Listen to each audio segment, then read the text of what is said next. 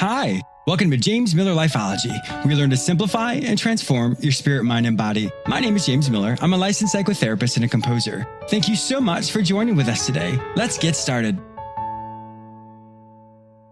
I wanted to thank you so much for supporting James Miller Lifeology Radio. It has been an amazing adventure for me. I am so humbled and so blessed that so many of you have been listening to my show. I would love for you to go to my website, jamesmillerlifeology.com, and sign up for my newsletter. There are so many amazing things that are happening over here that I would love to share with you. So definitely sign up for the newsletter today.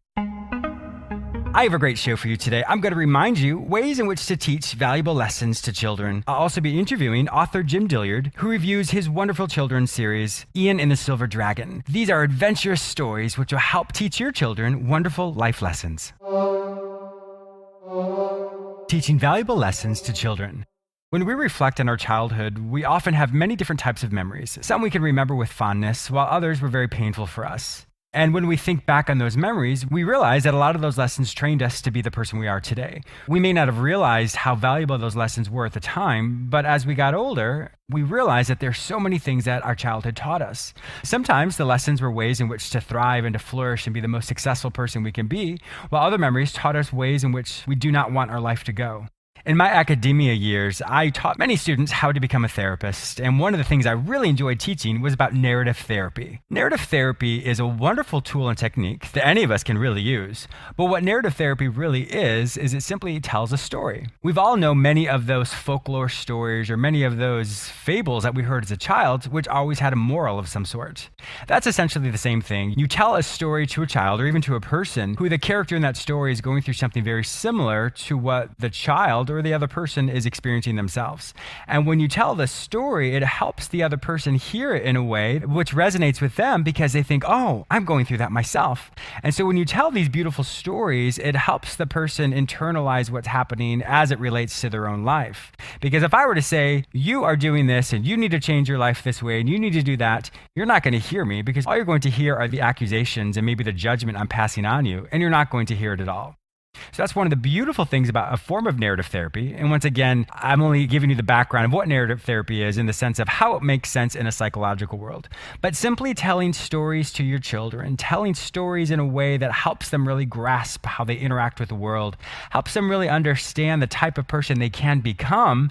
And in doing that, that's how they learn. I know sometimes when I'm doing therapy with a child, I may only get a few minutes of actual work that's done because they don't hear anything else I say because I want to play. So I'd really recommend that you use this simple technique of always telling stories. Stories will always help the child understand the world around them in a beautiful, wonderful way, which helps them grow and develop. So now some of you who've been listening to me for quite a while now understand why I usually tell a story before I start my lesson. The power of your words and story form will always influence the people around you. Did you know that I have a YouTube channel? I have over 152 episodes that I've done specifically for you. I know some people struggle with listening to a half-hour show, but these Lifeology lessons are about 3 minutes long, and they'll teach you one lesson that you can learn each day to simplify and transform your spirit, mind, and body. Go to my website, jamesmillerlifeology.com, and you can subscribe to that YouTube channel there, or simply go to youtube.com and search for my name, James Miller Lifeology. My guest today is Jim Dilyard. He is the author of the children's book series, Ian and the Great Silver Dragon. He is going to share how these books can help teach children valuable life lessons, as well as generate many healthy discussions with their parents. Welcome to my show, Jim. James, thanks for having me. You have a wonderful first name, so I know we're going to get off very well today. It works really good when we're on the same page. Definitely. Now, it's so interesting because when I originally heard about you and kind of read some of your background, it has nothing to do with being an author for children's books. Give us a little bit of backstory of where you used to be in your life and then where you are today. Well, I have spent the majority of my working career in the Ohio oil and gas business here, running, drilling, and producing crude oil and natural gas. In fact, I'm still in it, even though the business is changing radically. It's still my main point of income is from oil and gas production. Oh, interesting. And now it actually makes sense because, and we'll get to the books in just a minute, but about a lot of the ways in which the world has evolved and how the environment has changed, it now makes sense how you use, obviously, your background in that field and how you've kind of inserted some of that in the lessons that the kids can learn. So and now it really does make sense. Yeah, I've become the dinosaur or the dragon that I talk about because of technology that has innovated the world. Oh, that's really fun. I shouldn't even think of that, but that does make sense. That is funny. So now, when did you realize you wanted to be a children's book author? Well, that's a little bit of a story within a story. My children were avid readers. Their mother is a Montessori teacher. Oh, okay.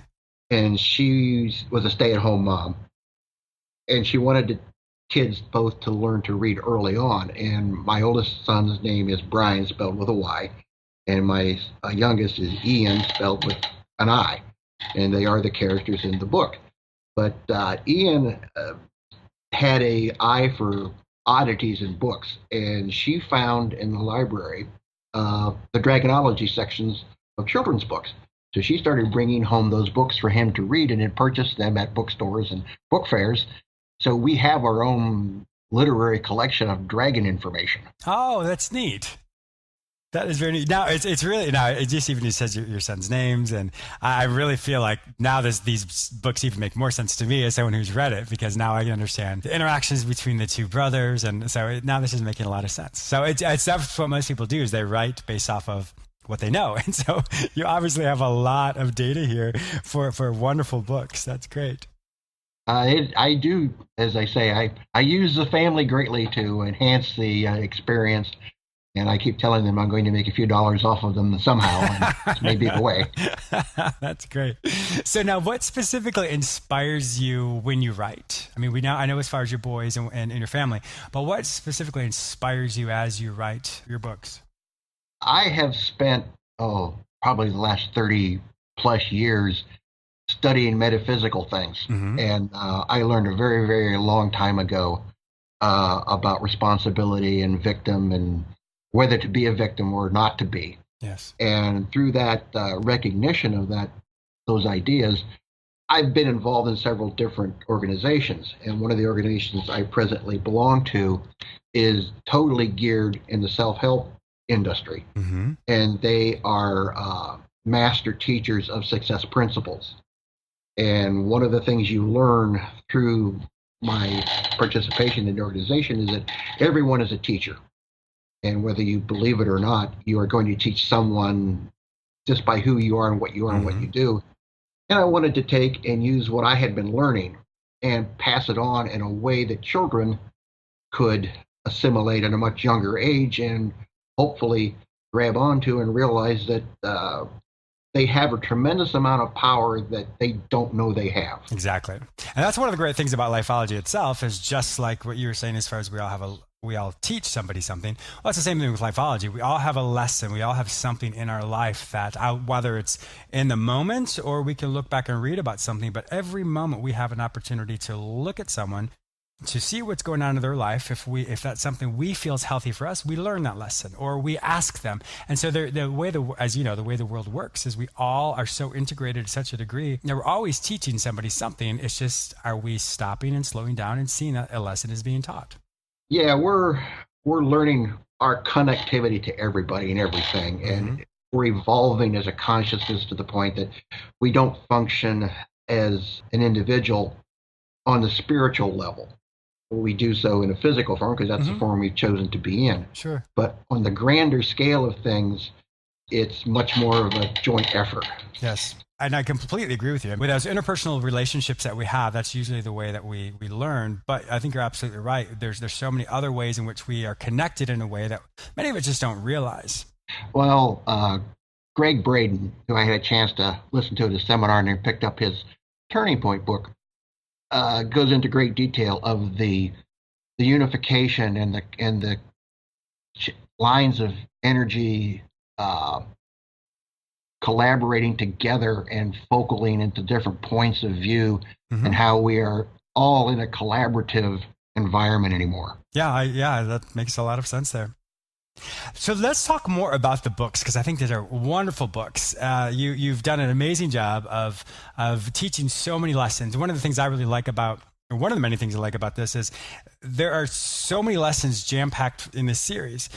From the simple thing of just respecting your brother, or the bigger thing of how to interact with the world around you. I mean, there's so many small little tidbits, lessons that any child who reads this, they're going to have so many takeaways, whether they realize it or not. So that's one thing I really like about these books is how much learning that is going to come along with it when the child reads it. Well, that's hopefully the goal, at least my intention, is to instill in the reader a curiosity to learn more, and also give them the methodology so that they can use their learning in the most productive way to get to where they want to go as fast as they can get there. Yeah. So why don't you tell my listeners, what's the synopsis of this series? Well, I'm going to attempt to take Ian, I don't know if it's through a major part of his life, but a good part of his life, and take him on basically what would be called the apprenticeship journey, where Bry, his dragon mentor, has taken him on as an apprentice and is going to teach Ian as much as Ian can absorb or learn how to absorb. And it is a process where Ian becomes as an enlightened a person as he can be, because as he becomes enlightened, the people around him become enlightened. And it's a growing process. Yeah. And that makes perfect sense, because just like in real life, if you will, we all, just like we said earlier, we all have a lesson to learn. And so when we assimilate these lessons, when we're aware of it, we will grow, whether it's a proactive version of personal development or life just teaches us something. So it's good to hear that, through the lessons that your readers are going to learn themselves, it gives them so much information up front to really internalize and say, well, how does this make sense for me? And they may not realize it right then, but they will later on in their life. Well, so much of the stuff that I'm going to be presenting isn't new. It's old data. It's been around for a very long time. When Rhonda Byrne did The Secret, and she talks about 3,000-year-old information that she came across, and she's right. Some of this goes back farther than that, and it's not. I'm not reinventing the wheel. I'm just telling it in a way that children, and even the parents who are reading it to their children, can make sense of in today's world. Yeah, exactly. You're right. There's really nothing new under the sun at all. No, you kind of learn as a writer that there isn't a whole lot that hasn't already been talked about. You just kind of put your own little bit of reflection on it. Yeah, exactly. So the synopsis, the way I learned this, or when I read it, I heard it as Ian is a young little boy who has a very vivid imagination. He loves dragons and he dreams about the dragons, and then he starts to understand just the whole world of what a dragon is, the different types of dragons. And then with that, that's when he meets the great silver dragon, Briank, who then teaches him so many things. And then the second book then goes into more of a journey, an adventure. And so I think it's going to be great. And it makes sense to me that you would have Ian grow up and go through many different things, because each book can be a standalone, larger lesson or individual lesson in this great series. I hope to, when it's said and done, to have in the neighborhood of 8 or 9 books. The third book in the series is in my head at the moment. I haven't got it started. I know where they're going. I know the title. I know there'll be another character added to it, because dragons have friends too. So we keep adding acquaintances of Bry that are his teachers and his mentors. And that one thing you find out as you climb the world of mastery, that every mentor will have a mentor, and that you never, ever get to the point of knowing all of it. You're always going to have a little bit more that you can know. Yes, that's which is very, very true.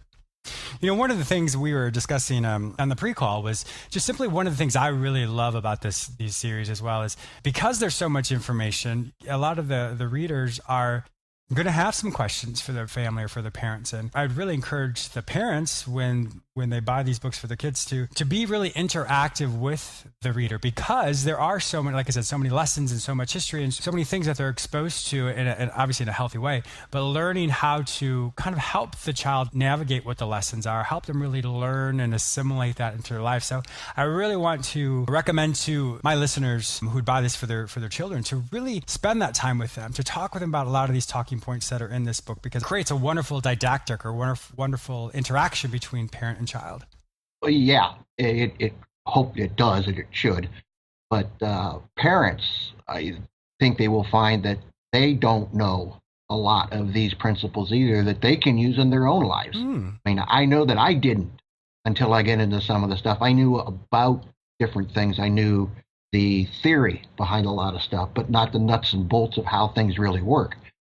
And through some of my organizations, I've learned the nuts and bolts. So the books are giving the people and the readers the actual tools that they need to take the theorized success principles and really make them work. And actualize them into everyday life. Yes, there is a recipe, and I talk about the recipes, and they work 100% of the time when they're correctly followed. Yes. Well, that's great. I didn't think of it that way as far as the parents also learning, but of course, that goes back to what you said before. We are always learning. Well, the biggest thing I want to take from our discussion right now is to get across to listeners that you have a choice in life to decide whether you want to be a victim or not.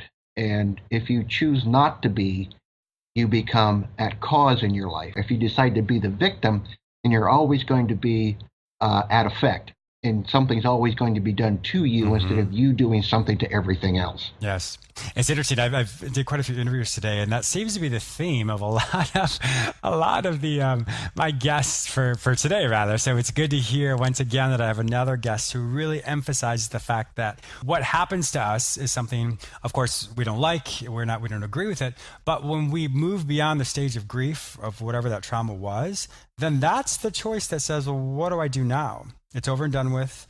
I've grieved. Now, if I keep that mentality of a victimhood in my mind, well, then I've really never let go of something that I never should have had in the first place. And so it's when someone allows themselves to be stuck in that past or in that victimhood mentality, there's a part of them that's always going to be stunted. You can't fully grow. And, think of a rubber band, you can stretch and stretch and stretch, but if there's still a part of you that's stuck somewhere, well, you can't fully grow into that amazing, wonderful person that you're supposed to be. One of the hardest things for people to accept is responsibility for what they do. And if you get into the law of attraction and you study it and analyze it and really accept it, you have to come to the conclusion that you are responsible and that things are not done to you, they're done around you. Yes. And you are in control. And that's the biggest difference, because people, when they want to believe that what they see in front of them isn't of their making if they don't like it. Yeah, and I think that's really true in the sense of we all are self-made. Everything we do, from how we interact with people to what we think about, because what a man thinks about, so he becomes. So whatever I think about myself, I'm going to draw that to me. In other words, some people can say it's more of an energy level. Some people will just be, well, I'm simply going to, if I'm a gossiper all the time and on a very practical level, well, then I'm going to be drawn to people who are gossipers, or other gossipers are going to be drawn to me. So what it really is whatever you believe to be true about yourself and what you believe that is right for you, that is what you're going to be. And so with that, you then become what you believe. And so that's a lot of the ways that the law of attraction, in a very, very, very fundamental way, really works, is whatever you intrinsically believe to be true, whether you're conscious of it or unconscious of it, determines where you go next in life. Oh, absolutely. You are an incredibly powerful, thoughtful, spiritual being. And the manifestation that's available to you is phenomenal in scope and in size when you really get into it and accept the possibilities. Yes. And I think that's one of the most difficulties that many people have, is just we get caught up in the minutia of life. In other words, the monotony of life, and that we forget that we're just existing when we could be thriving in a way that we never even imagined, but we just get so caught up in what we do every single day, and pretty soon Oh that yeah. just becomes routine. Oh yeah. James Arthur Ray talks about you. Everybody wants to be at the top, to be at the pinnacle of everything, but you can only be at the pinnacle for a short period of time, and then you're going to fall off and go back down into the bottom. Yes. And the power becomes available and becomes prominent when you decide to climb back from the bottom again and head back to the pinnacle. That's the cycle. The way I always look at it is I'm going on a journey, and I always think of a landscape. And so the imagery that always comes to mind when I think of my future is I see all these mountains. So I have to climb up a mountain, and that determines my success, and that's when everything is going well. But then in order to get to that following mountain and continue to go on the journey I'm going on, I have to go down through a valley. But the valley doesn't necessarily mean it destroys me. It just simply means there's a time when I'm not at the top. And so we can measure that or quantify that in any way we want, but it just simply is life. We're at the top and then we're at the bottom, but we get to choose how fast we go up to that top. We get to choose how fast we go down. And so the whole point is it goes back to the imagery we create for ourselves, specifically for me, that's how I do it. But that's the reality of life. You can't, just like you said, you can't always be on the mountaintop. To get to the next mountaintop, you have to go through a valley. Yeah, that's what I want to try and convey in my books. I want to try and convey that this is the journey part of it, the feeling part, the emotional part, the tools, but also this is work. It's not just doesn't fall out of the sky and suddenly you're gifted with it. I mean, this takes effort. Yeah, and I think, like I said, the what you pose in these books, Ian has a lot of questions, and so the dragon then, obviously helps him, gives him those definitions, and he uses big words, but he helps. But then Ian's like, what does that mean? And so you create the concepts, but you have the practical application and understanding for children. Yeah, because I still have to be mindful of the audience, which is the middle grade reader, Mm-hmm. and to keep that in a vernacular and a vocabulary that they can grab a hold of, so I don't lose them. Sure. That's why they're chapter books, because as a writer, I seem to be able to only focus for about 45 minutes at a time, and so the books are kind of follow that same scenario where I can keep their attention span for as long as mine. That's funny. That's really good. Now, these books have had a lot of success, right? Haven't they won awards? Yes, I've the last 3 years at the authorshow.com, I've been entered in their 50 Writers You Should Know contest, and I've been fortunate enough to be in their format one of the 50 writers that they say you should be reading for the last 3 years. That is amazing, Jim. That's really wonderful. So for the age group, let's talk specifically about that. So you're saying middle school grades? Yeah, I was talking with another writer who is at a writer expo, and it was Sandra Phillipson who writes the Max and Annie children's book series. And we were talking, and she read one of my books while we were waiting for different events to happen. And I asked her, "How do you like it?" She says, "They're really good books," but said, "In our world of children's writing, children are 6 and under." It says, "Really, your language and where you're at is like middle grade, which is 6 to 16." Oh, Is okay. kind of that stretch. So I've kind of reprogrammed my discussion and say, all right, I'm really targeting the middle graders a little bit more than the children. Okay. Well, it's good to know, because when I target this as well, I will definitely, well, obviously not only in this interview, but also when I send it out to my social media as well, I'll definitely let them know that middle school. It's an interesting, the children grandparent relationship, when they're too little to really understand, they still ask questions. Yeah. I go to a fishing lodge up in Manitoba that's outside of Winnipeg that you have to fly into. And the lodge owner has a couple of younger children, 3 and 5. And I gave him a couple of books up there just because I know the guy. Sure. And the next year I went back up, and I asked, the kids how'd they like it. And he said, the kids loved him. He said the best part was as mom was reading them to the boy and the girl, that they would stop her and ask questions. Oh, that's wonderful. They wanted to know more things. So then when I had that discussion, I knew I was hitting on a point that I wanted to take and try and get across. I wanted to get that dialogue going. And you did a phenomenal job. Like I said, when I was reading this, I could really see how would be a great interaction between the reader and, if a parent's reading to their child, I could definitely see how that would really be a good talking points for them. I hope so, but I'm not as you know from profession, I didn't start out as Oh, a writer. It's something that I kind of just felt I needed to do, and it's not necessarily something that I was looking at to become popular or famous or whatever. But I had a real strong and still a real strong desire to pass on what I have learned, and this is my format that I can do that. that's wonderful. And I think it goes back to the law of attraction as well. When you, what we said earlier, whatever a man thinks, so shall he be. And that's exactly what you're doing. You're instilling these lessons into children, and you're doing that for that purpose. And then whatever comes out of that is the almost like the reward for you. These are my words. Reward for you, based off of the great deeds that you're doing to help children understand who they are and the potential that they have. Well, I met a fellow writer in the Cleveland area who in the 80s was a Emmy Award winning sitcom writer out in Hollywood. Mm-hmm. And we were discussing, she looked at my stuff and she went by the books and she asked me, what's the tagline for your books? And of course, I had that deer in the headlight look of like, what's a tagline mean? And she said, well, in 30 seconds or so, what can you come up with to tell someone what your books are? And I love a challenge. So I said, all right, I'll come up with something. So I thought about it for a while, and I came down with the line, say, I write stories to sow the seeds of success. Oh, that's good.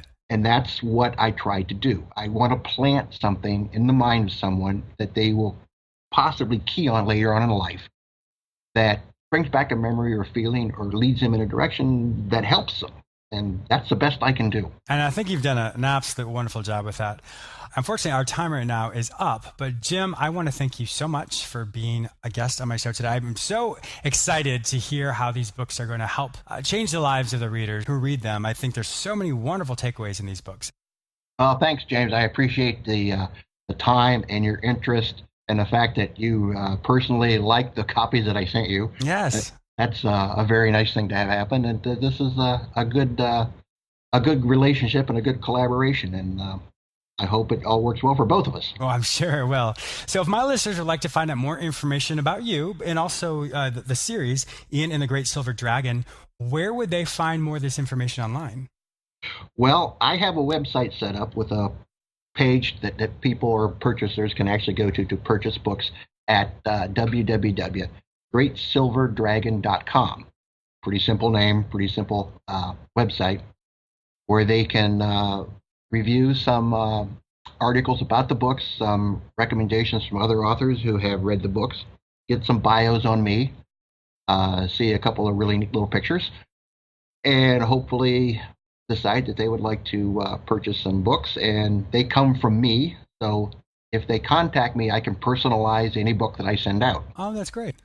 So what I'm going to do also is I'm going to put these books on my storefront, jamesmillerlifeology.com.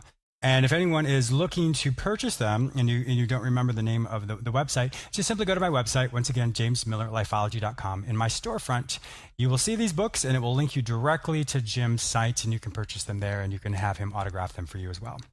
Wonderful. Well, Jim, thank you once again for being a guest on my show. I truly enjoyed having this conversation with you and I hope to keep in touch with you. Absolutely. This was a lot of fun. I also want to thank you, my listener, for joining with me today. Please subscribe to this radio show through whichever portal you joined with me. Also, please go to my website where you may sign up for my newsletter, enroll in the Lifeology Academy, watch my YouTube episodes, and read all the articles I've written just for you. If you'd like to become a guest or advertise on my show, simply visit jamesmillerlifeology.com. You may also follow me on all social media platforms under the name James Miller Lifeology, except for Twitter, which is James M. Lifeology. Have a fantastic day, and I look forward to speaking with you very soon.